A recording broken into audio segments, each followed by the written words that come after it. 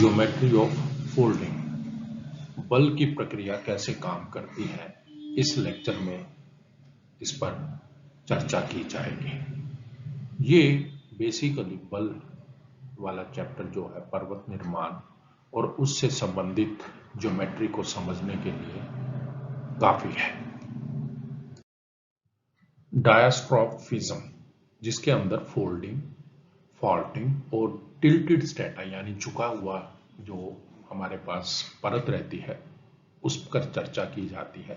या डायस्ट्रोफिज्म जो है वो इन की वजह से होता है। होता क्या है, 3 टाइप्स ऑफ डिफॉर्मेशन। डिफॉर्मेशन का मतलब ये है कि कोई भी रॉक है उसके अंदर उसकी जो स्ट्रक्चर है उसमें बदलाव आता है।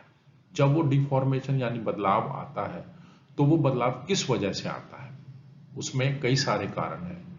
एक तो ये है कि उस रॉक के ऊपर स्ट्रेस यानी जो है बल पड़ता है। दूसरा, वो भी बल भी क्या है, अलग अलग से ऊपर से पड़ रहा है, साइड से पड़ रहा है, खिंचाव हो रहा है। इन सब की प्रक्रियाओं से की वजह से जो चट्टानें हैं वो अपना आकार बदल लेती हैं या उनके आकार में बदलाव आ जाता है। जैसे हमारे पास फोल्ड्स है, फोल्ड्स क्या करते हैं, bending of rock without breaking. यानी अगर आप फोल्ड्स की बात करें तो जो बल पड़ना है उसमें क्या है, रॉक टूटती तो नहीं है, मतलब उसके अंदर रॉक्स जो है वो टूटेंगी तो नहीं, परंतु उनकी रॉक की जो स्ट्रक्चर है उसमें बल आ जाएंगे। जैसे मैं आपको एक एग्जांपल से क्लियर करता हूँ। हमारे पास घरों में टेबल है, टेबल पर जो है कपड़ा बिछा रहता है, मेज पोश, उसके ऊपर एक कोने में आप एक कोने से पकड़ो और दूसरे से आप उसे खींचो तो वो कपड़ा फटेगा नहीं, परंतु बीच में उसके बल पड़ जाएंगे, उसमें फोल्ड पड़ जाएंगे। तो यही प्रक्रिया जो है पृथ्वी की परत के ऊपर होती है, जिसमें परतें टूटती तो नहीं परंतु उनमें बल पड़ जाता है। फिर है दूसरा faults, fracture of rocks with displacement. इसमें क्या होता है कि अगर दो अपो तरफ से जिसे कहें रॉक्स खींचती हैं, यानी जैसे अगर आप ये कहें कि आपके पास रबड़ बैंड होता है, रबड़ बैंड को आप दोनों तरफ से खींचो तो उसके एक स्ट्रेस ऐसा आएगा जहां वो टूट जाएगा। तो सिमिलरली फॉल्ट्स में भी क्या होता है कि जब रॉक्स को दो अपोजिट डायरेक्शन से खींचा जाता है तो उसके अंदर एक फॉल्ट पड़ जाता है, उसके अंदर एक ज्वाइंट, एक लाइन सी बन जाती है। ज्वाइंट्स क्या है, fracture of rocks without displacement. Joint क्या होते हैं कि रॉक्स एक दूसरे से हटती तो नहीं परंतु उनके अंदर फ्रैक्चर पड़ जाता है। Joints affect the resistance of the rock to erosion by weakening the rock and making it susceptible to weathering. Joints जो है वो क्या करते हैं, वेदरिंग की प्रक्रिया को थोड़ा सा धीमा करते हैं। जैसे अब मैं इस डायग्राम के जरिए आपको बताने की कोशिश करता हूँ। ये अगर सपोज हमारे पास रॉक का स्ट्रक्चर है, इसमें ये जो आप देख रहे हो जो लाइनें हैं ये सारी की सारी क्या है, ये फोल्ड पड़ गया। अगर मान लो ये सीधा होता तो ये यूं होता है, परंतु यहां इसने क्या कर लिया, फोल्ड, बल इसमें अंदर पड़ गए। और ये पोर्शन जो है ये देख रहे हो, ये क्या है, एक फॉल्ट है, यानी इन दो रॉक्स के बीच में एक दरार पड़ गई है जिसको हमने फॉल्ट का नाम दिया है। फोल्ड ज्योमेट्री, इस ज्योमेट्री फोल्ड की यानी बल की ज्योमेट्री को समझने के लिए हमारे पास 2-3 टर्म्स होती हैं। एक होता है हिंग।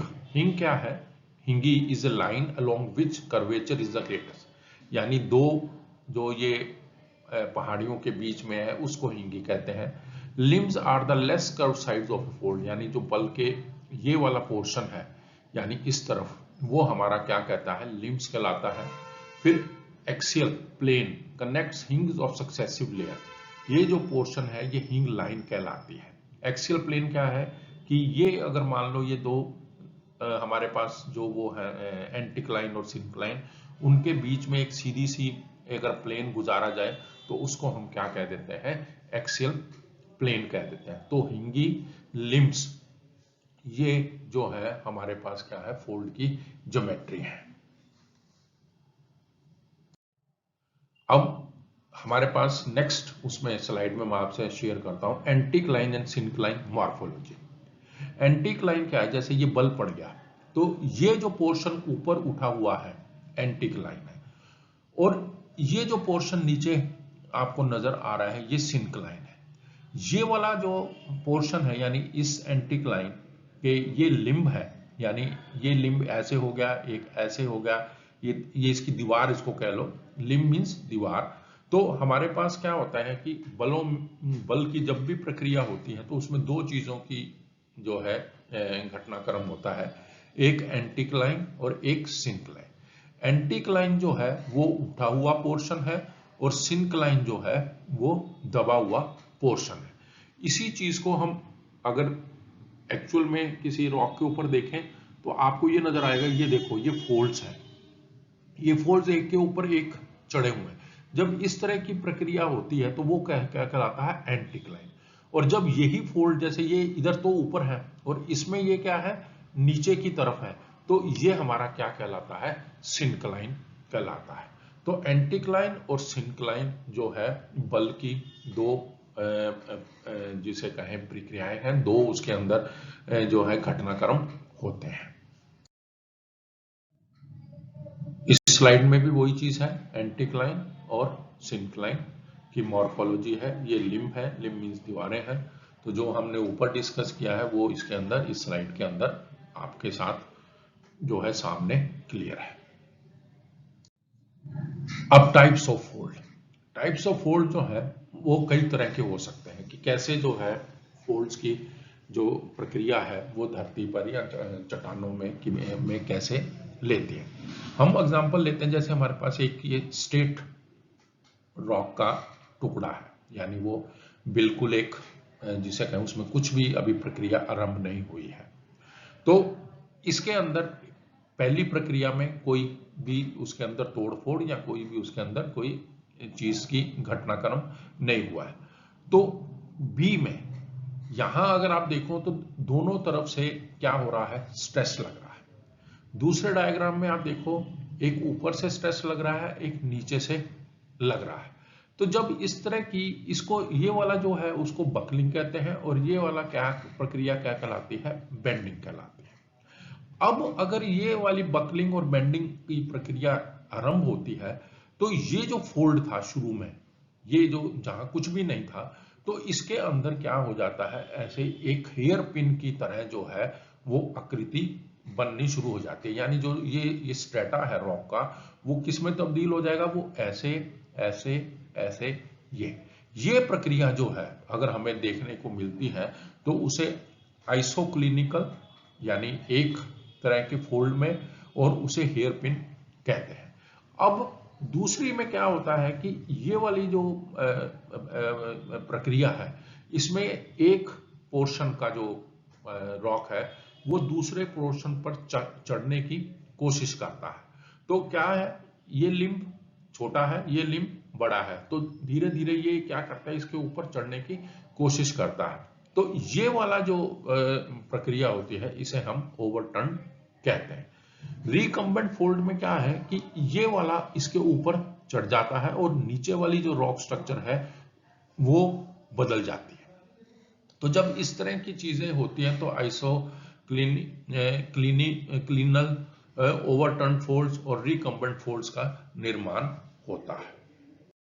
अब इसी को देखो, simple fold, both limbs of the anticline have the same degree of slope. यानी अगर हम ये पिछले अगर एंटीक्लाइन और सिंक्लाइन वाली जो चीज है, मॉर्फोलॉजी है या बल है, उसको देखें तो यहां आपको नजर आएगा कि दोनों लिम्ब जो है वो क्या है, एक जैसे हैं, बराबर सा उनका वो है।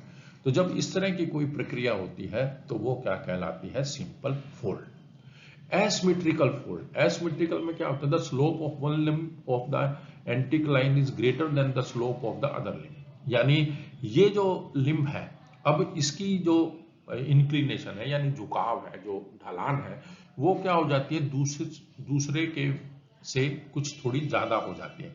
जब इस तरह की कोई प्रक्रिया होती है तो वो एसिमेट्रिकल फोल्ड कहलाता है। तीसरा है overfold, the strata in one limb have been tilted beyond the vertical. अब ये क्या हो गया, इसमें जो नीचे का परत है वो ऊपर वाली जो है परत से जिसे कहें आ जाती है। The order of some strata has been reversed, यानी ये वाला पोर्शन और ये वाला पोर्शन जब ये नीचे की तरफ आएगा तो ये पोर्शन जो है इसने ऊपर ले लिया, तो यहाँ का जो स्ट्रेटा है यानी जो मिट्टी और वो जो कंपोजिशन है वो बदल जाता है। और over thrust fall the rock has sheared and one limb is pushed forward over the other limb so that the rock strata are no longer continuous। अब इसके अंदर क्या है कि इसने एक दूसरे को ओवर पावर कर दिया। ये वाला जो पोर्शन था स्ट्रेटे का ये क्या हो गया, बदल गया, और ये पोर्शन का स्ट्रेटा क्या हो गया, बदल गया। यानी अगर ब्राउन कलर को देखें तो ब्राउन कलर क्या है, नीचे चला गया, और ये जो थोड़ा सा लेस ब्राउनिश कलर था इसके ऊपर ये ब्राउन कलर ने जो है कंपोजिशन ले लिया। जब इस तरह की कोई चीज होती है तो वो ओवर थ्रस्ट, यानी ओवर थ्रस्ट का मतलब उसको एक दूसरे की जो लिम्ब है, पहले वाला लिम्ब दूसरे के नीचे आ जाता है, उस तरह की चीज को हम क्या कहते हैं, ओवर थ्रस्ट फोल्ड।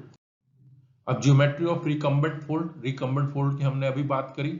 ये अगर आप डायग्राम देखो तो ये चीज है, यहाँ ये हेयर पिन टाइप का हुआ है, यानी ये आ गया, ये इसने नीचे कर लिया, ये पोर्शन जो है बिल्कुल क्या हो गया है, नीचे दब गया है। अब यही जो डायग्राम है इस तरह से, यानी होना क्या चाहिए था, ये पोर्शन इसके साथ रहता परंतु ये पोर्शन ने इसके नीचे ले लिया। तो जब इस तरह की कोई चीज रहती है तो वो हमारा क्या कहलाता है, अब इस डायग्राम में भी आप देखो ये एंटीक्लाइन है, ये एक्सिस ऑफ सिंक्लाइन यानी नीचे ये इसका एक्सिस हो गया, ये प्लंज हो गया, फिर एक्सिस ऑफ एंटीक्लाइन हो गया, यानी ये जो एंटीक्लाइन है उठा हुआ भाग है इसका एक्सिस हो गया, ये ओवरटर्न एंटीक्लाइन यानी ये पोर्शन जो है बिल्कुल क्या हो गया है, ओवरटर्न हो गया यानी बदल गया है।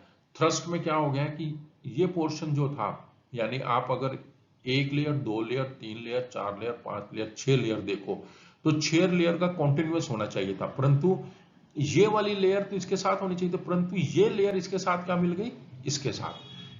ये वाली लेयर का कंपोजिशन किसके साथ मिल गया, इसके साथ। जब इस तरह की कोई घटनाक्रम हो जाता है तो वो हमारा क्या कहलाता है, थ्रस्ट फॉल्ट कहलाता है। और ये जो प्रक्रिया होती है ये ओल्डर उसमें जो रॉक्स हैं जो जिनके निर्माण पुराने हैं उनमें ये प्रक्रिया हमें देखने को मिलती है। ये तभी विजिबल होते हैं जब यहाँ से ऊपर से जो है इरोजन होता है या वेदरिंग होके ये सरफेस जो है वो पटल पे आ जाता है।